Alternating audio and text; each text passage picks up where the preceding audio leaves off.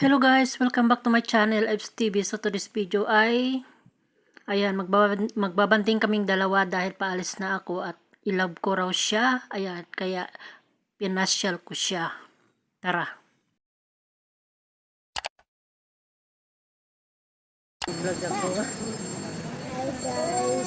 Hello guys, nandyan nga pala kami sa Lunita ng batang yan at dyan niya ako gusto raw niya pumunta dyan at manood ng dancing fountain sa gabi. Ayun. So bago kami pumunta dyan, hindi ko naman alam na wala palang kainan dyan sa loob ng Lunita. Kung babalik pa kami, malayo na.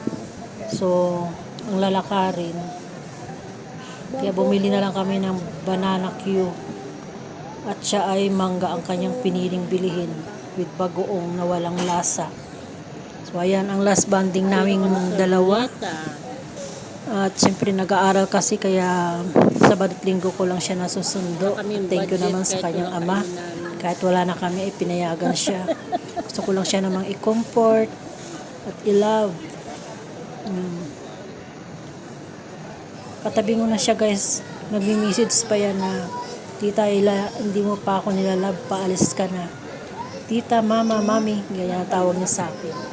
Panay ang kiss sa lips ko dahil nga nagpapasalamat siya sa mga banding-banding naming dalawa.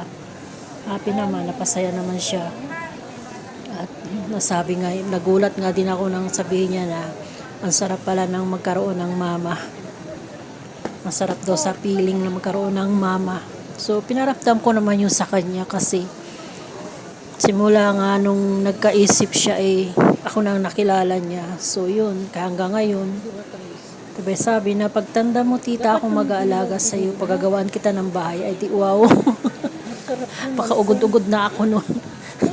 Ako makatapos ng school. Bait naman. Ayan. Talagang pag natutulog kami nakayakap yan. Talagang sabik sa pagmamahal ng isang ina, kaya pinaramdam ko rin sa kanya yun. Magsimba, kaming dalawa, gagala, kakain. Talagang pinaramdam ko sa batang to ang pagmamahal ng isang ina na hindi pa raw niya naranasan. Madrama din Kaya naman tuwang-tuwa, panay ang pasalamat. Appreciate daw niya yung effort ko sa kanya. Nakakatuwa din, nakaka-touch din yung mga kahit ganyan lang yung batang yan matured na yung isip. At nakakaintindi na pag sinabi kong bawal, pag wag yung ganito, sinusunod naman ako. Sa makeup lang ata ako hindi sinusunod nito. Mauna pa ang mag-makeup sa akin. Ako'y walang makeup, siya naka-makeup na. Nakita ko na pink na yung kanyang mukha. Ayan. Okay lang yun. Huwag lang siya magdamit ng labas ang tiyan. Talagang pinagbabawalan ko. Hanggang ngayon.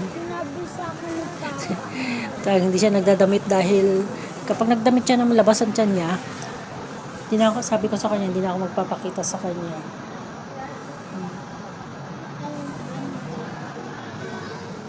Diba? Lambingan lang kaming dalawa dyan. Kwentuhan kaming dalawa. Yung walang kwenta. Tapos pag naglalakad kami, nakayakap yan.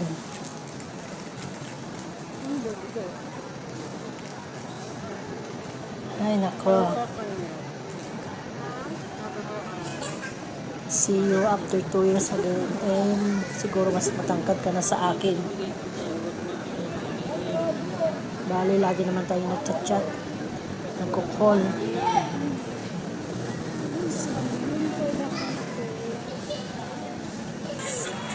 So ayun guys, pasyal-pasyal muna kami.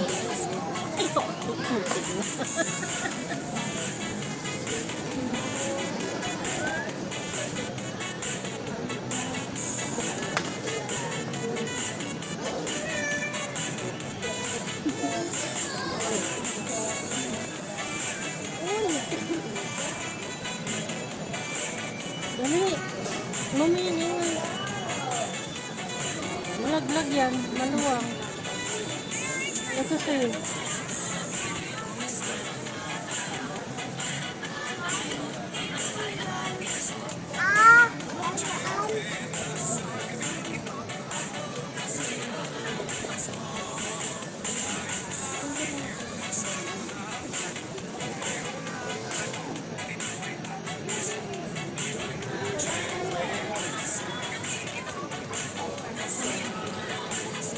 Pan muna natin to guys, pero kakainin ko yan.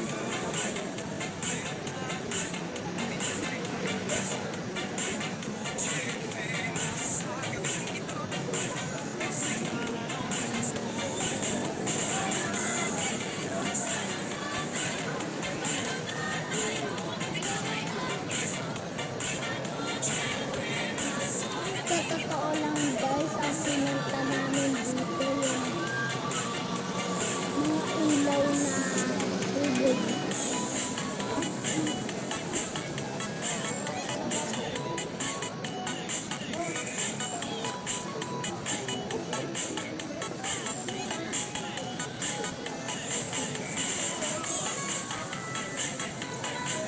Tayo. Naulit ko lang guys.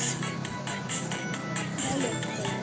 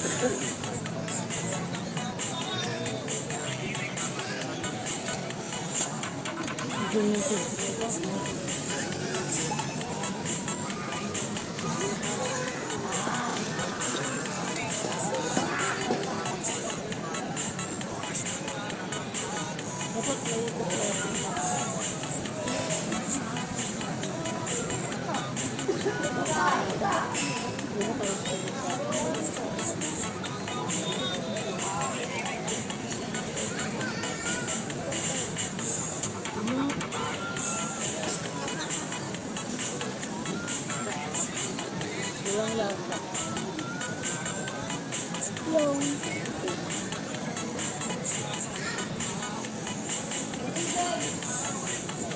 wag mo naman ubusin.